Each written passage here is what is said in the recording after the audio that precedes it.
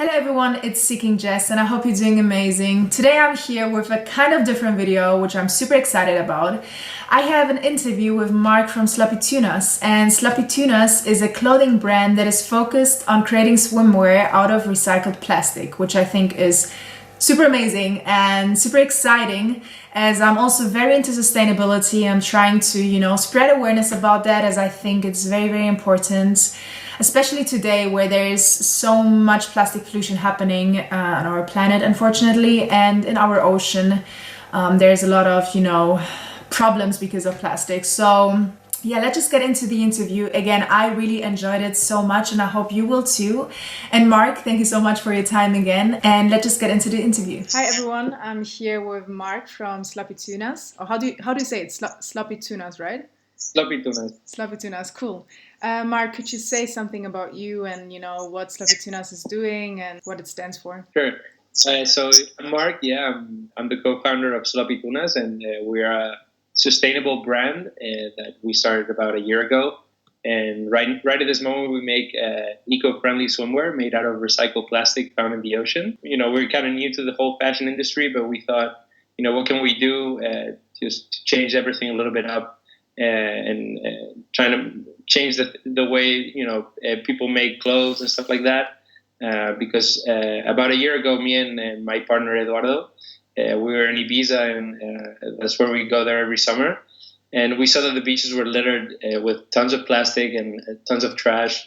And we thought, what can we do, to reduce this plastic or clean up the beaches in a way? And we kind of found a way to, pick up all this plastic and turn it into something good. That sounds really cool. So you said you started a year ago, and that kind of grew quickly, no? I mean, a year is not a lot of time to build it up the way you guys did, because you already have how many products? So we have 3 designs, and we're just getting ready to launch 3 more designs, and also a new product, which is going to be a short for guys and girls. Oh, cool. That was actually one of my questions, if you guys are planning something for girls as well. Yeah. Since, I've seen the products, they're pretty cool, and I also touched them. So how exactly are the products being produced and where? So we produce the whole yarn. The fabric is produced in Spain, in a town in Girona, near Barcelona, where we live. But before that, all the plastic is collected in the Mediterranean and the Atlantic coast, the coast of Spain. And they sort out all the plastic, clean it up. And then what can be recycled, they recycle it and turn it into this thread, the recycled polyester thread. And then after this whole process, we wanted to keep everything as close as possible, but there was no manufacturers that would make the fabric for the bathing suit here in Spain. So we had to go to Portugal, where in Oporto we found this family-owned company that just started doing this because it's not very common. And they produce all the fabric for us, and then we also produce the bathing suits there. So we're very, very happy because we can control the whole process, and we're trying to keep it small, family owned.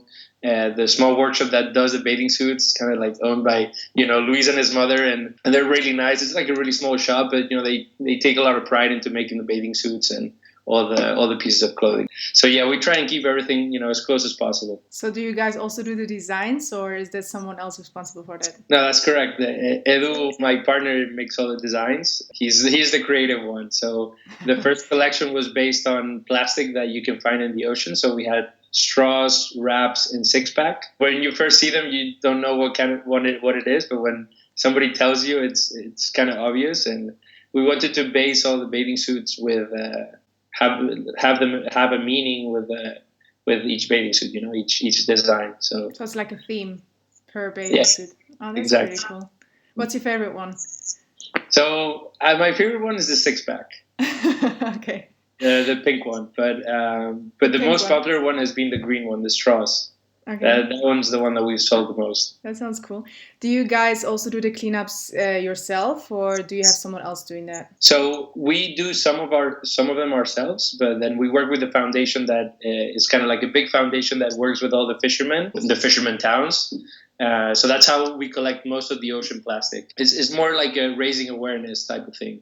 And really showing people that it's not really that clean or as clean as it looks. And it's a great way for us to, spread awareness about the plastic pollution and kind of strengthen our concept of business. Do you do the cleanups only in Spain or also outside Spain? We've done a bunch in Australia. So one of our friends lives in Australia now. He's kind of in the team with us, but he's there for like family reasons now.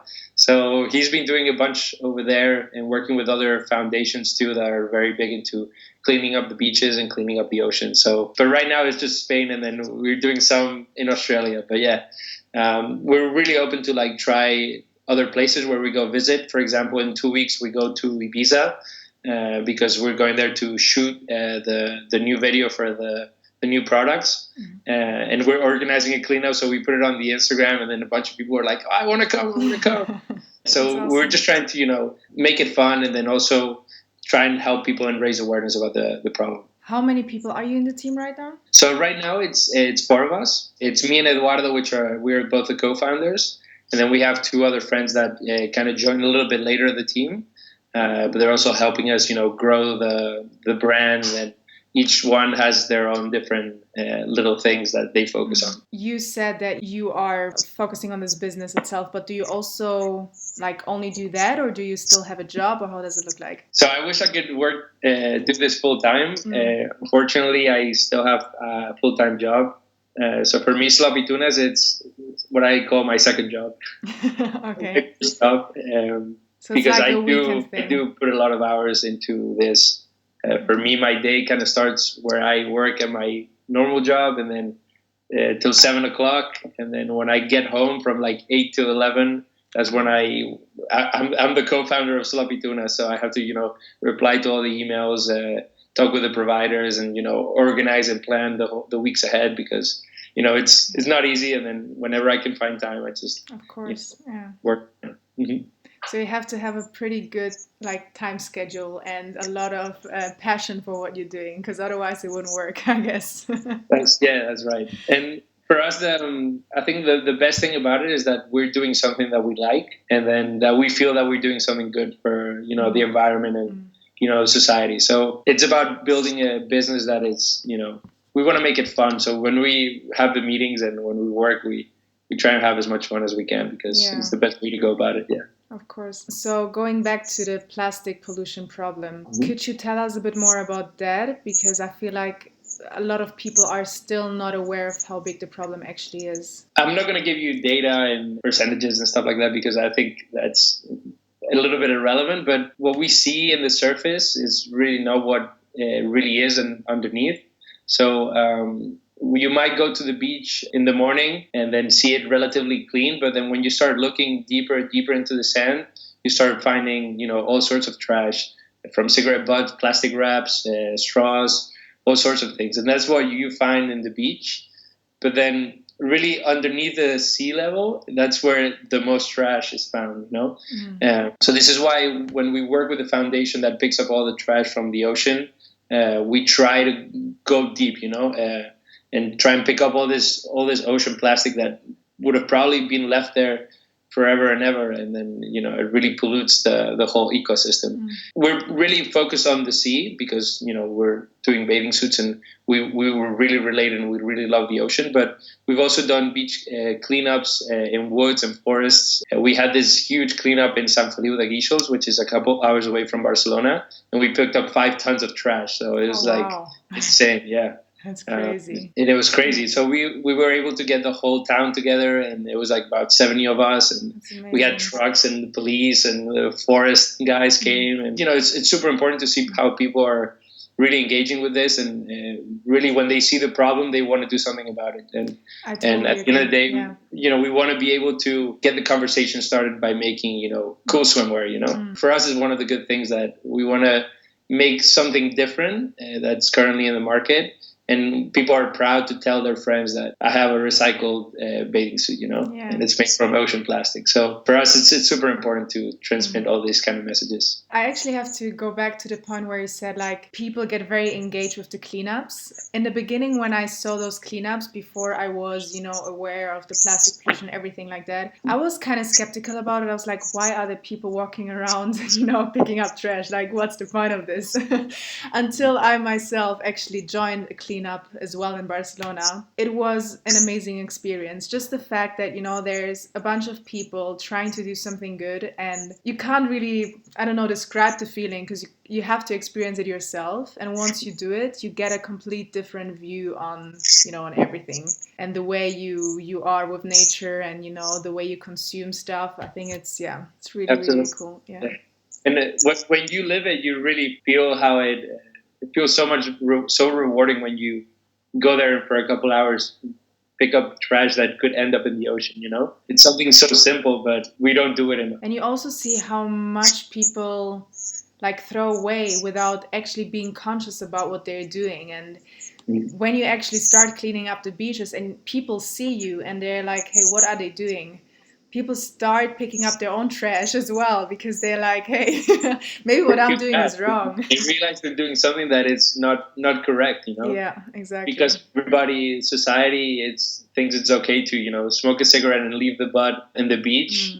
You see somebody picking up that butt, you're like, oh, wow. Maybe I shouldn't be leaving this butt on the beach. You know, the best way about doing these cleanups is also talking to people and also them seeing you doing what you're doing. And then you always get a lot of people that come and ask it, like, what are you guys doing? Are you guys some type of organization, or, do you work for the town? And, we do it because we want to do it, and we want to have a positive impact. So, are there any other ways you're trying to be more environmental friendly? Well, we work a lot with the bathing suits, as we want to be able to have a product that is fully sustainable, so we don't generate any more waste. And actually, our first collection, for us, it was almost zero waste, because everything was from recycled plastic, except for the little metal hoops that were on the bathing suit. So we've been working with the factories in Portugal to make sure that we don't put unnecessary parts on the bathing suit that just generate more waste. So we're always looking at more ways to make the product more sustainable, and also make it good and comfortable for the consumer. But I think it's just rethinking the way we do things, and try and follow a kind of different line to doing the things, And now you, in your personal life, the choices that you make or anything like that, did it impact you in some kind of way as well? I wasn't always the best one at recycling. I must admit, when maybe 2 years ago, or about even before I started Sloppy Tunas, I wasn't the best recycler. I didn't recycle much at home. But when you start getting into this mentality, you start thinking a lot more about what you do and what you generate and how you can get rid of it properly. So I started recycling, as soon as I started Sloppy Tunas, because, how can I not recycle and make recycled bathing suits? And then also, I have metal straws that I bought.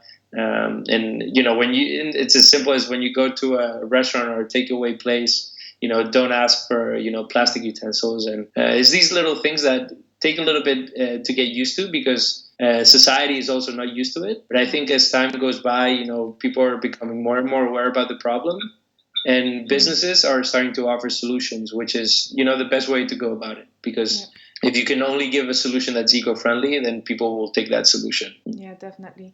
What would be your tips for other people in order to live a more sustainable life? I would say join a cleanup. Definitely, because you really see the problem firsthand. It really makes you think about how you consume all sorts of products, and it makes you think about the environment a lot more. I think for me that was the eye-opening thing. From there, you can start changing your habits and recycling more at home, and changing your mentality. But I think the best way to start would be join a cleanup and just have fun and just do it, Cool. Well, I think that's it. The last thing that I would like you to say, to the listeners, where can people find you and how can they support you? Sure. So we have a website called Sloppy Tunas, www.sloppytunas.com. Which I will link down below for sure. We have our whole collection over there. Right now it's just 3 designs, but we've finished our new collection, which is the microplastics collection, which surprisingly was the word of 2018, as I read on the papers. So our collection is based on microplastics for next year. And then also you can follow us on Instagram. We try and, post all the stuff that we do firsthand, not just the cleanups, but also the events and things that we do to raise awareness. And then also at the end of February 22nd, we're going to have a launch event for our new product. So we're going to be going live on Kickstarter again to raise money for this new product. Yeah. That's awesome. Well, all right. Thank you so much, Marc. I think it's an amazing project you guys having. Yeah, I already heard about it a while ago, and I'm super excited that I had you here and I could talk to you. Not in person, but at least through Skype. It was a pleasure. No, I'm just, happy to be here, happy to get a chance to talk to you and talk to everybody that follows you. The plastic movement, started many years ago, but it seems like it's starting to amplify, and definitely we want to be able to offer solutions for everybody that are sustainable and then are fun too. Thank you so much. Thank you so much. Bye-bye. Bye.